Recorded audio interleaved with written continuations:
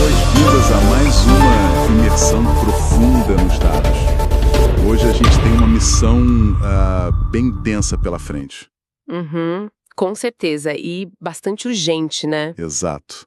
Nós temos sobre a mesa aqui uma pilha de relatórios recentes. Tem Santander, Boletim Focus, análises macro do Eurasia Group, apurações do Infomoney, tudo isso para tentar entender o verdadeiro impacto de uma marca que assusta os mercados. O barril de petróleo cruzando os $100 agora em abril de 2026.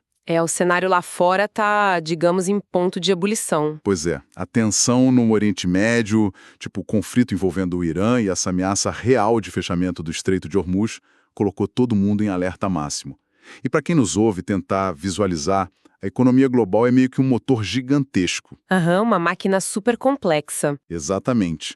Cheia de engrenagens, correias, e por mais que a gente fale hoje de inteligência artificial, energia limpa, o petróleo ainda é o óleo que faz todas essas engrenagens girarem, sabe? Sem quebrar tudo. Perfeito. Aí, quando esse óleo fica subitamente mais escasso e muito mais caro, o motor inteiro começa a engasgar.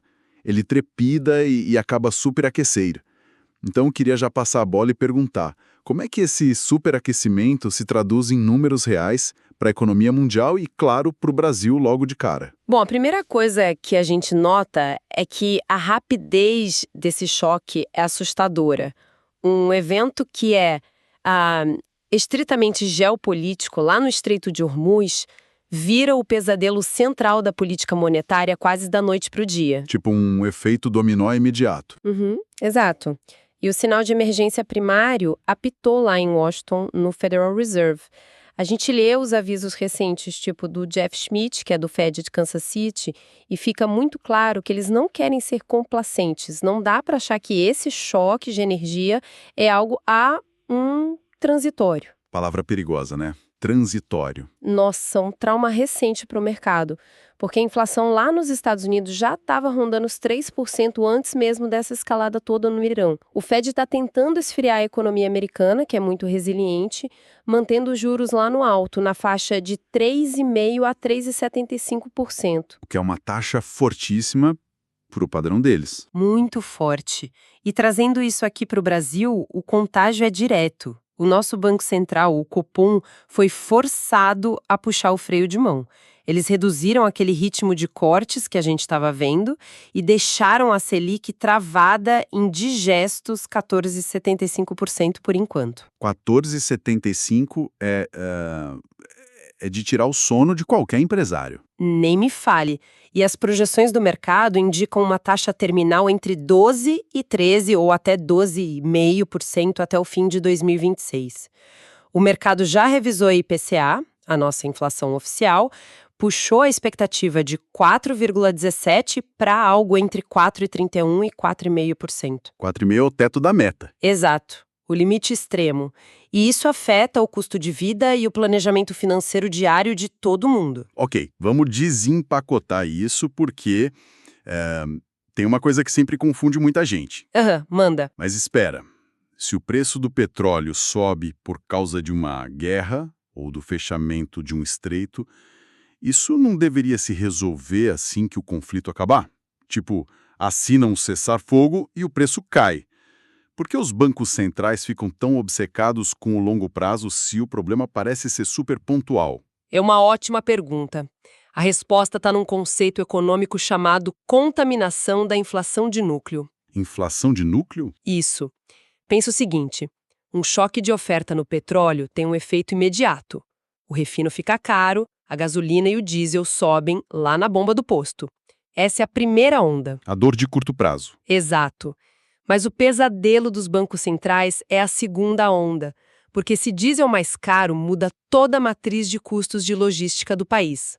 O frete do caminhão que traz o alimento do interior para a cidade grande fica muito mais caro. O tomate chega mais caro no Ceasa. A família vai no supermercado, percebe que o custo de vida subiu absurdamente e depois de uns meses, os trabalhadores começam a exigir aumentos salariais maiores para repor esse poder de compra perdido. E aí a empresa de serviços que paga esse salário tem que aumentar o preço do serviço dela. É um encadenhamento impiedoso. A escola, a clínica médica, a empresa de software, elas repassam a alta da folha de pagamento para o cliente final. Nesse momento, a inflação já não tem mais nada a ver com o navio parado lá no Estreito de Hormuz. Ela ganhou vida própria aqui dentro. Perfeito.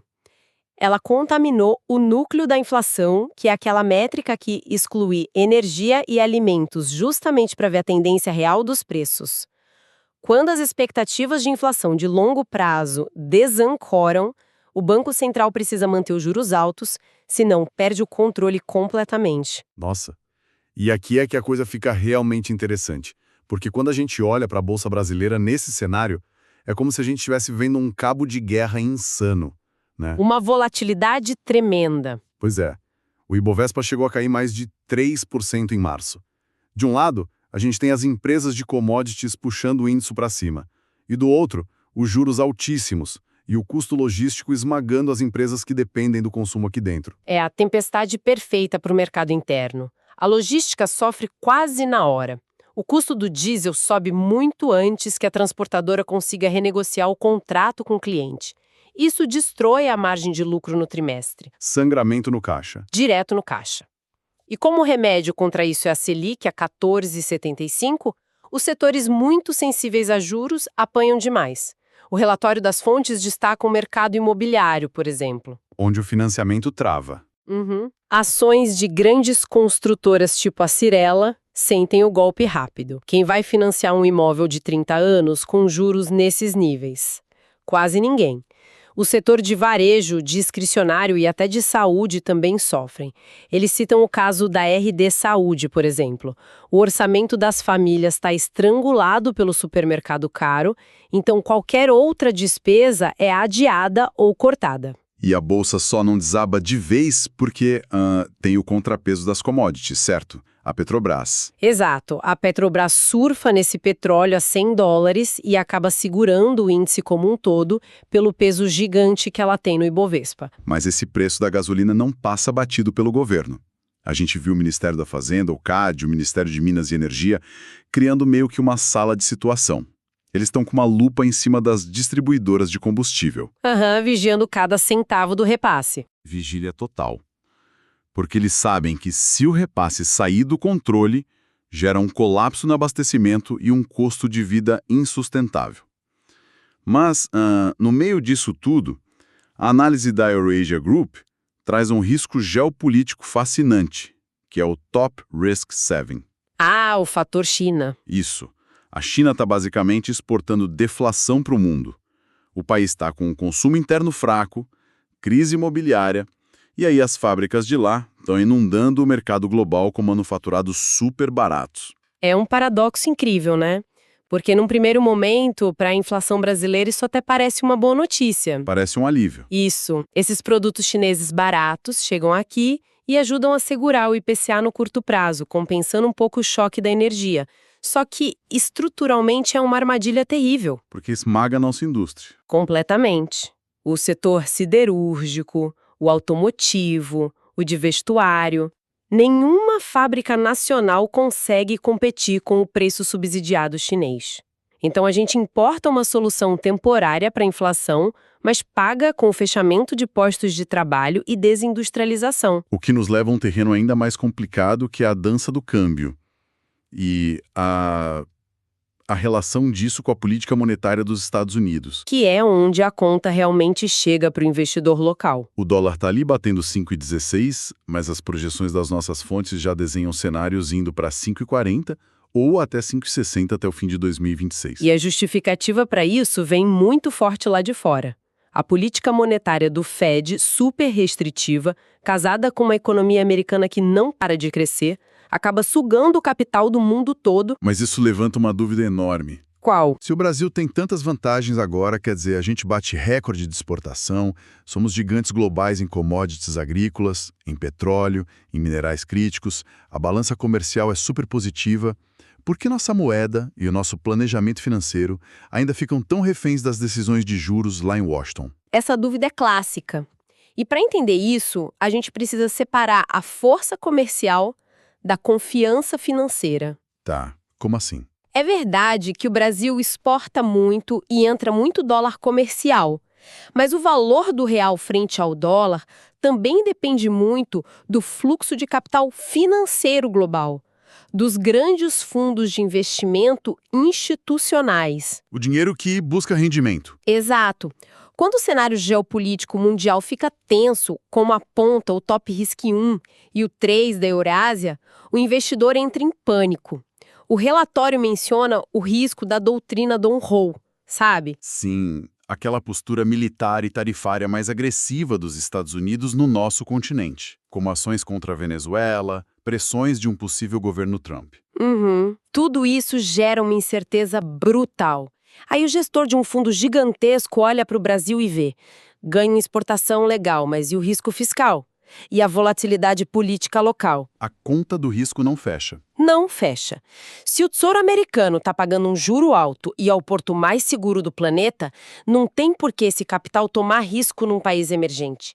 Então o dinheiro foge para lá. E o dólar aqui dispara. Um aspirador de dólares. E aí, quando o dólar bate perto de 5,60, a gente importa a inflação americana. Porque a gente precisa comprar fertilizante lá fora para o agro, a gente importa tecnologia, peças. Tudo isso fica muito mais caro em reais. Exatamente. A oscilação do câmbio corrói o poder de compra. Se o custo da importação sobe, o preço de quase tudo no mercado interno sobe junto, o que nos leva de volta para a Selic travada nos 14 e pouco. Um ciclo vicioso perfeito. Então, o que tudo isso significa para quem está tentando sobreviver a essa montanha-russa? A gente falou de petróleo explodindo, inflação teimosa, dólar sugado por Washington. Como ficam as estratégias de defesa, principalmente para aquele investidor com perfil mais conservador? A palavra de ordem agora, olhando para os dados do Santander, é a diversificação defensiva extrema.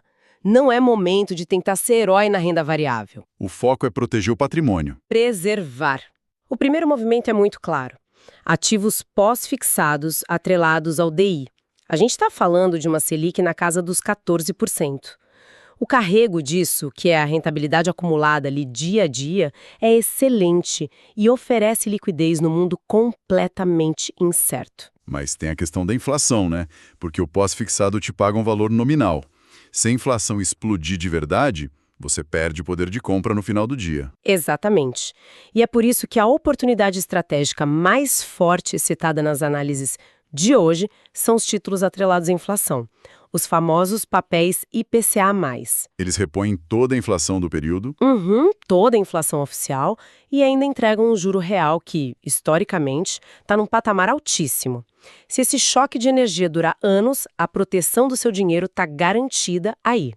Só que tem um porém fundamental. A famosa e temida marcação a mercado. Essa mesma, as pessoas entram nesses títulos e entram em desespero quando abrem a conta da corretora e veem o saldo negativo no curto prazo. Sim, o pessoal nos fóruns fica louco com isso. É importante a gente explicar como isso opera. É simples, mas assusta. A marcação a mercado é o preço do título se você precisasse vender ele hoje para outra pessoa. Com o mercado estressado, os juros futuros sobem. Se você tem um título pagando IPCA mais 5 e hoje os títulos novos pagam IPCA mais 6, o seu título antigo perde valor na prateleira. Quem vai querer comprar o de 5 se tem o de 6 disponível, né? Exato. Para o seu título de 5 ficar atrativo, o preço dele cai. Mas isso só é prejuízo se o investidor vender antes da hora. Se levar até o vencimento lá no final, a promessa inicial de IPCA mais aqueles juros contratados é garantida pelo Tesouro. Basicamente, não pode piscar, tem que segurar até o fim. Não pode ter pressa. E além dos títulos públicos, a diversificação também passa por crédito privado de alta qualidade, o tal do high grade. Títulos de dívida de empresas gigantes e super sólidas. Isso, as debêntures, que oferecem bons prêmios, muitas vezes com isenção de imposto para quem aceita travado dinheiro. Outra proteção citada é o ouro, que teve umas quedas operando até abaixo de $4.500 a onça Troy. Mas que não perde aquele status histórico de reserva de valor. Nunca perde. Em tempos de estresse absoluto, o ouro cumpre a função de descorrelação da carteira. E, claro, os fundos imobiliários de tijolo, que são bons, mas os relatórios alertam. Com a Selic nesses patamares, eles sofrem. Requer uma visão de longo prazo muito clara. Basicamente, em vez de tentar surfar num mar em plena tempestade geopolítica com a renda variável, a estratégia de ouro para o perfil conservador é ancorar o barco. É colocar no porto seguro da renda fixa, que está pagando meio que um aluguel altíssimo para quem simplesmente escolhe não correr riscos agora. Ancorar o barco e deixar a tempestade passar? O planejamento financeiro em 2026 não é sobre adivinhar o futuro. Não dá para prever o que o Irã ou o Fed vão fazer amanhã. É sobre construir resiliência. Ter uma caixa forte em CDI e um escudo blindado no IPCA+, para não entrar em pânico com o ruído diário. Perfeito. É atravessar a volatilidade com a cabeça no lugar. A gente fez um percurso e tanto hoje. Traçamos o caminho de um barril de petróleo lá no meio da tensão no Estreito de Hormuz, passando pelas mesas de decisão em Washington com os juros, e vimos como isso deságua aqui na conta de luz, no prato de comida e na carteira de investimentos no Brasil. E no fechamento de indústrias competindo com a China, tudo está conectado de uma forma brutal. Pois é. E para fechar esse mergulho, tem um pensamento final bem provocativo que eu queria trazer com base no relatório da Eurasia Group. É algo para deixar quem nos ouve refletindo. Pode falar. O mundo hoje está quase em guerra declarada por conta do petróleo, uma energia totalmente do século XX. Só que a China está investindo rios de dinheiro na transição verde, construindo a matriz do futuro. E o Brasil ocupa o nicho que eles chamaram de raríssimo. O conceito do estado duplo, né? Isso. E ao mesmo tempo, a gente já tem uma das matrizes energéticas mais limpas do planeta. O Brasil está atraindo capital pesado para projetos de baterias avançadas e biocombustíveis. Uma potência fóssil e verde ao mesmo tempo. É muito único isso. Exatamente. A pergunta que fica no ar para reflexão é: será que essa identidade dupla do Brasil, de lucrar com o petróleo do presente enquanto já tem a infraestrutura verde do futuro, será o grande escudo definitivo contra as próximas crises de energia globais? Olha, os dados sugerem que é a nossa maior vantagem competitiva em décadas. Se a gente souber usar, claro. Uma vantagem silenciosa, mas poderosa. Bom, fica a reflexão. Queria agradecer muito a companhia de quem nos acompanhou e mais essa análise. A gente se encontra na próxima imersão. Até lá. Até a próxima.